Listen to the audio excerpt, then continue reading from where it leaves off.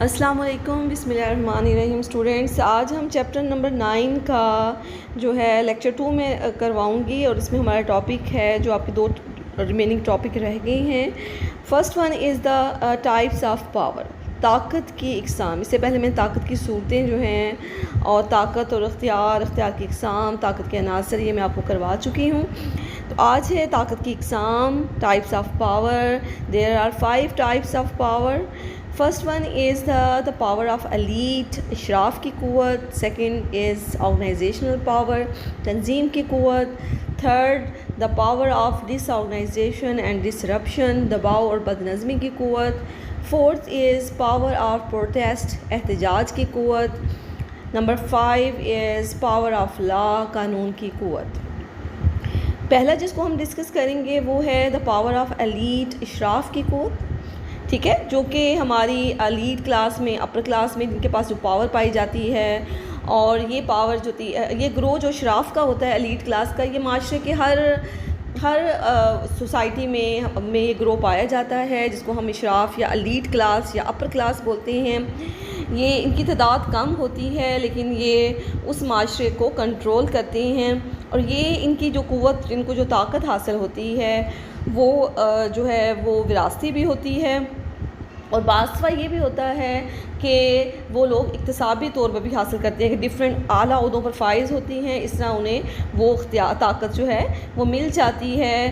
اس کے different examples ہیں، جیسا کہ چین میں کنفیوشس گروہ جو ہے، ان کا ایک ریلیجیس گروہ ہے، کنفیوشس اسکول آف تھاٹ ہے، وہ لوگ بھی بہت زیادہ جو ہوتے ہیں جو ہے پاپولر ہوتے ہیں۔ کنفیوشس کا جو تھاٹ ہے وہ بہت زیادہ پاپولر ہے، اس گروہ کے اس تھاٹ کو ماننے والے لوگ ہیں، وہ بھی اشراف میں شامل ہوں گے۔ اس کے علاوہ مالکان زمین اور پولیٹیکل لیڈرز بھی معاشرے کے اشراف کہلاتے ہیں۔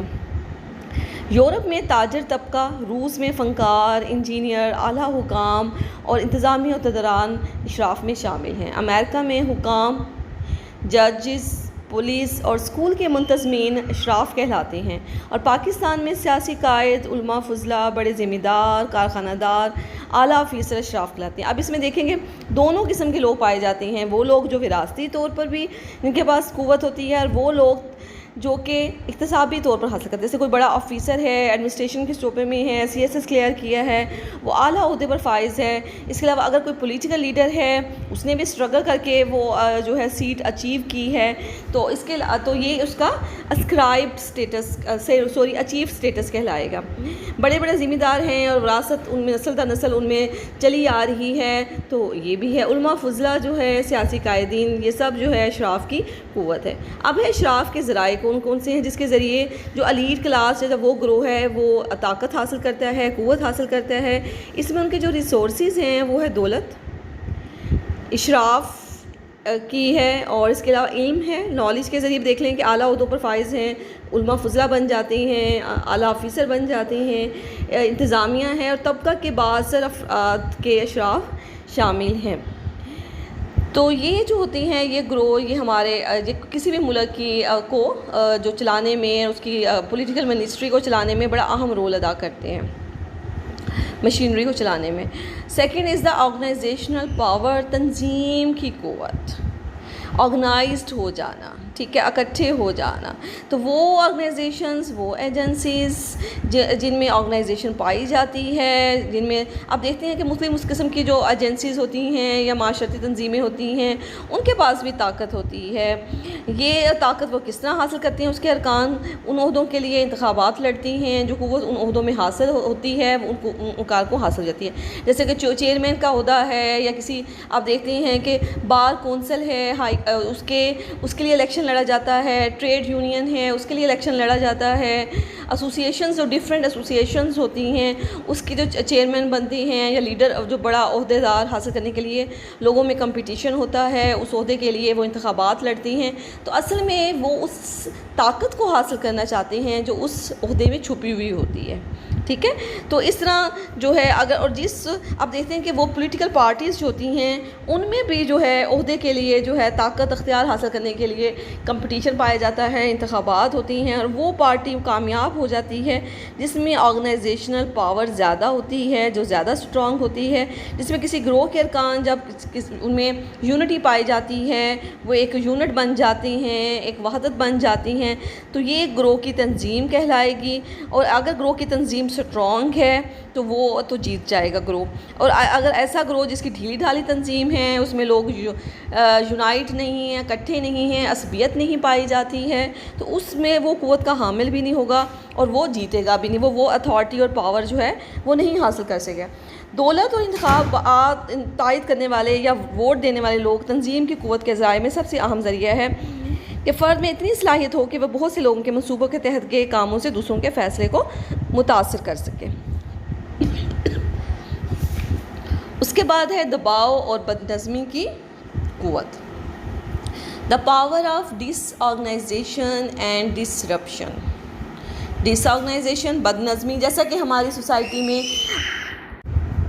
دباؤ اور بد نظمی کی جو طاقت ہوتی ہے، قوت ہوتی ہے، یہ بھی جو ہے وہ بھی ایک قوت کہلاتی ہے۔ دباؤ اور بد نظمی کی طاقت حکومت اور لوگوں کے مخصوص گروہ کی قوت کہلاتی ہے، جیسا کہ حکومت اور معاشرے کے خاص گروہ کے درمیان بد نظمی کے ذریعے اپنی طاقت کا مظاہرہ کرتے ہیں۔ اب دیکھتے ہیں کہ جب لوگ سٹرائک کرتے ہیں، سڑکوں پر نکل آتے ہیں، احتجاج کرتے ہیں، جب وہ گورنمنٹ کی پالیسیز کو نہیں مانتے یا گورنمنٹ کے ریفارمز، اصلاحات یا پروگرام سے ایگری نہیں کرتے ہیں۔ اب یونینز کو دیکھ لیں کہ اگر یونین جو ہے وہ اگر کارخانہ دار کی بات سے اتفاق نہیں کرتی اور سمجھتی ہے کہ اس کے رائٹس کو ایکسپلائٹ کیا جا رہا ہے، تو پھر لوگ کیا کرتے ہیں، گھیراؤ جھراؤ بھی کرتے ہیں، تھریٹ کرتے ہیں، سڑکوں پر نکل آتے ہیں، ٹائرز، بس سے گورنمنٹ کی پراپرٹیز کو جلانے کی، تباہ کرنے کی کوشش کرتے ہیں۔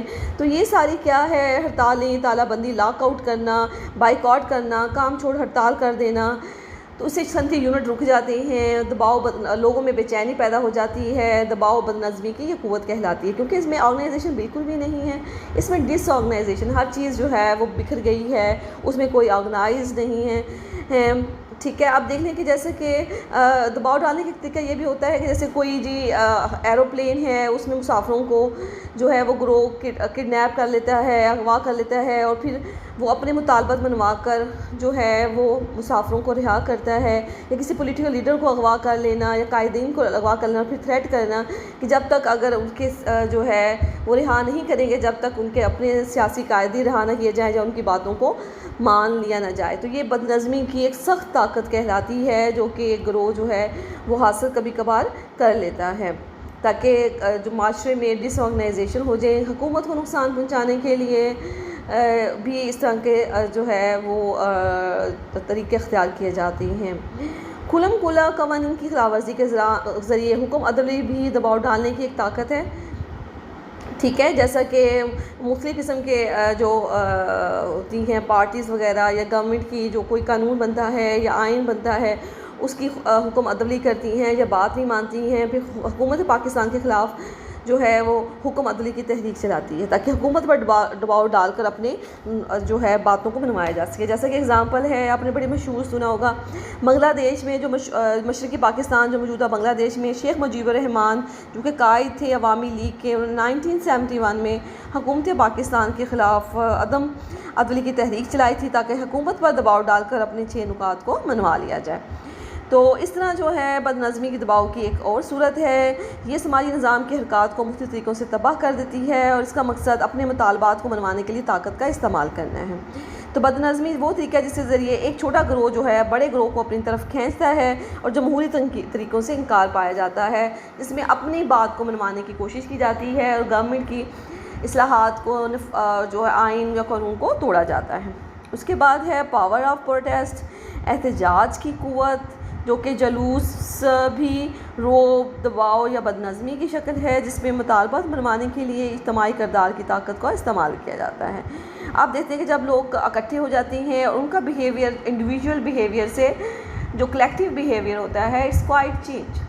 انڈیویجول بیہیویئر یہ ہوتا ہے کہ ایک فرد کا ہے، اس میں گروہ کا پریشر نہیں ہوتا ہے، پرسن کا جو دل چاہے وہ کرے، لیکن when a person is in individual is in a group, تو اس کا جو بیہیویئر بالکل چینج ہو جاتا ہے۔ اور وہ باؤنڈ ہوتا ہے رولز اینڈ ریگولیشنز کو اور اپنے گروہ کی جو بھی باتیں ہوتی ہیں اس کو ماننے کے لیے، تو اس کو ہم اجتماعی کردار کا یا کلیکٹیو بیہیویئر کا نام دیتے ہیں۔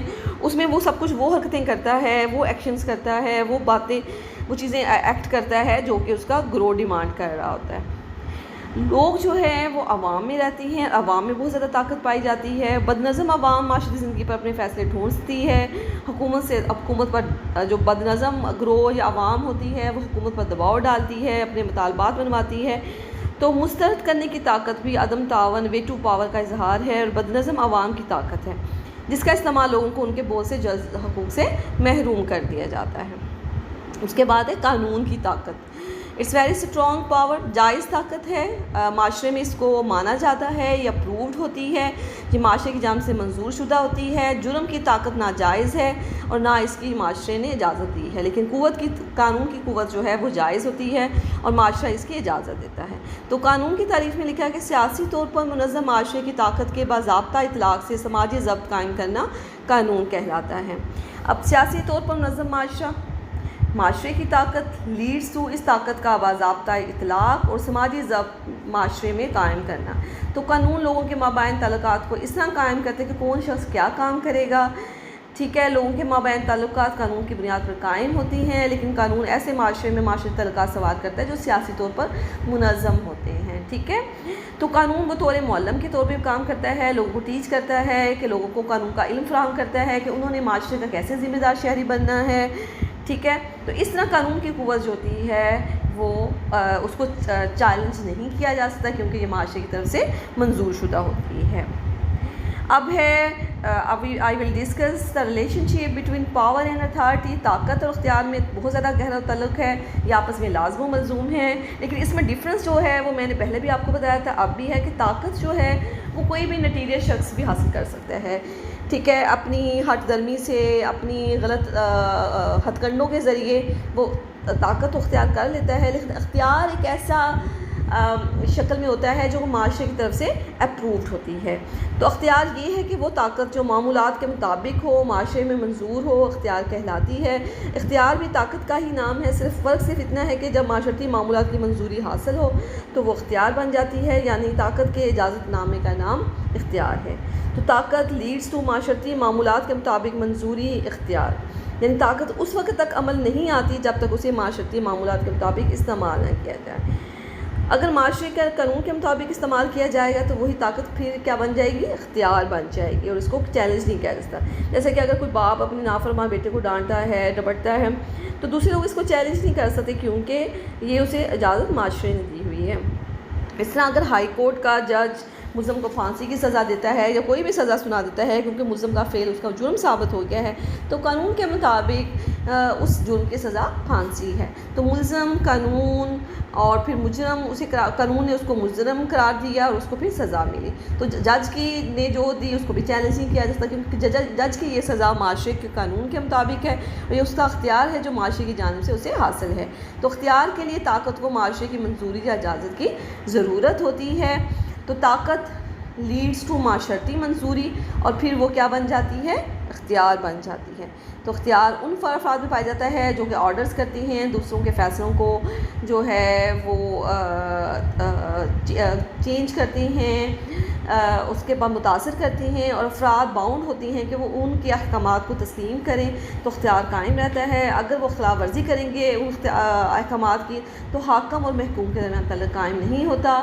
تو اختیار افراد کے مابین معاشرتی تفاعل قائم کرتا ہے جو اعلیٰ رتبے والے افراد سے کم مرتبے والوں کی جانب چلتا ہے، مطلب کہ ہیرارکی آف پاور پائی جاتی ہے، اتھارٹی پائی جاتی ہے۔ جیسے کہ آپ دیکھتے ہیں کہ کالج میں پرنسپل ہیں، ان کے پاس اتھارٹی ملی ہوئی ہے، وہ احکامات آرڈرز جاری کرتی ہیں اور ان کی اتھارٹی کو چیلنج نہیں کر سکتے کیونکہ انہیں یہ اختیار ان کی سیٹ کی وجہ سے ملا ہوا ہے۔ اور پرنسپل صاحبہ سے لے کر جو ہمارا واچ مین تک ہوتا ہے اس کے پاس کیا ہے کہ اعلیٰ رتبے والے افراد سے لے کر کم مرتبہ تعلق کی طرف اختیار چلتا ہے، ہیرارکی آف اتھارٹی ہے، پاور ہے، ٹھیک ہے۔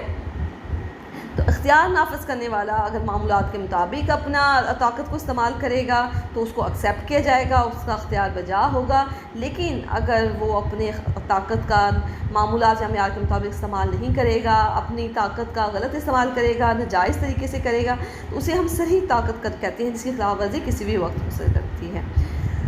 تو جسے طاقت استعمال کرنے کا اختیار حاصل ہو اسے ہم مختار کہتے ہیں، ان کا ایسا عمل اختیاری عمل کہلائے۔ اگر طاقت استعمال کرنے کا وہ مجاز نہیں ہو یعنی مختار نہ ہو تو ایسی صورت میں اس کا عمل کیا ہو جائے گا؟ غیر اختیاری یا ننگی طاقت۔ جیسے کہ معاشرے میں کچھ ایسے بدماش افراد ہوتے ہیں جو برے افراد ہوتے ہیں، جن کی بیڈ رپیوٹ ہوتی ہے، لیکن لوگ ان کو ناپسند بھی کر رہے ہوتے ہیں، لیکن ان کے پاس ایسی اختیارات کیونکہ وہ غلط استعمال کر رہے ہوتے ہیں، ٹھیک ہے، انہوں نے ایسا گروپ بنایا ہوتا ہے جو لوگوں کو قتل کرنے کی دھمکی دیتا ہے، اغوا کرنے کی ہے، جو جان و مال کا جو ہے ان کو دھمکی دیتا ہے، تو اس سے کیا ہوتا ہے لوگ ان سے ڈر جاتے ہیں، تو وہ کیا ان کا یہ اختیار کیا کہلائے گا؟ ان کا یہ عمل غیر اختیاری ہوگا کہ وہ طاقت کا غلط استعمال کر رہے ہیں جو کہ معاشرے کے معمولات کے مطابق نہیں ہے اور معاشرے کا سے منظور کرتا نہیں ہے۔ اس لیے ہر فرد کو اپنی طاقت کے استعمال سے پہلے معاشرتی ضابطوں کا جاننا ضروری ہے، جس کی تربیت معاشرے کے مختلف تعلیمی، خاندانی، مذہبی، قانونی اداروں میں دی جاتی ہے۔ ہر قسم کی طاقت کے اختیارات اسی قسم کی تعلیم و تربیت کے مطابق افراد کو حاصل ہوتے ہیں۔ مطلب جیسے کسی لیکچرر ہے، اس نے ایم ایس سی کی ہوئی ہے، ایم فل یا پی ایچ ڈی، اور وہ اپوائنٹمنٹ اس کی ہے، تو اس کو یہ اختیار اس کے سے ڈگری سے ملا ہے۔ ہر مضمون کے پروفیسر کے پاس ڈگری کا حاصل ہونا ضروری ہوتا ہے۔ تب جیسے کوئی پولیس آفیسر کو پولیس کے فوجداری ضابطوں کی تربیت دی جاتی ہے، فوج کے نوجوانوں کو اپنے فن کی تربیت دی جاتی ہے، ڈاکٹر کو ایم بی بی ایس کیا اس کے بعد اس کو اس طرح ایک خاص تربیت ایم بی بی ایس کے بعد حاصل ہوتی ہے۔ مقدمات کا فیصلہ کرنے کے لیے جج یا مجسٹریٹ کو قانون کی تربیت کا حاصل کرنا ضروری ہوتا ہے، تب ان افراد کو اپنی قوت کے استعمال کا اختیار حاصل ہوتا ہے۔ وہ مجاز ہوتی ہیں کیونکہ یہ انہوں نے اچیوڈ کی ہوتی ہے، اپنی یہ جو انہوں نے قوت لی ہوتی ہے، جو اختیار حاصل ہوتا ہے، اور وہ معاشرے میں مختلف کارہائے منصب سر انجام دے سکتی ہیں، جس سے معاشرے میں ان کا معاشرتی رتبہ بھی حاصل ہوتا ہے اور انہیں طاقت و اختیار بھی حاصل ہو جاتا ہے۔ اس کے لیے پھر کیا ہم نے نتیجہ نکالا کہ اختیار حاصل کرنے کے لیے جو مخصوص ذرائع ہیں ان کے ذریعے معمولات کی تربیت ضروری ہے، اور جو اسی طاقت کے استعمال کا اجازت نامہ یا سرٹیفکیٹ ہوتا ہے کہ اس فرد کے پاس یہ والی نالج ہے، یہ والے ریسورسز ہیں، اور یہ فرد نے باقاعدہ معاشرے سے اپروو کر کے یہ طاقت یا اختیار حاصل کیا ہوا ہے اور معمولات کی پابندی کر رہا ہے، تب وہ اپنی طاقت کا اختیار کا استعمال کر سکتا ہے۔ وہ لوگ جو مختلف اعلیٰ عہدوں پر فائز ہوتے ہیں۔ تو اسٹوڈنٹس یہ آپ کا لیکچر جو ہے وہ چیپٹر کمپلیٹ ہو گیا ہے۔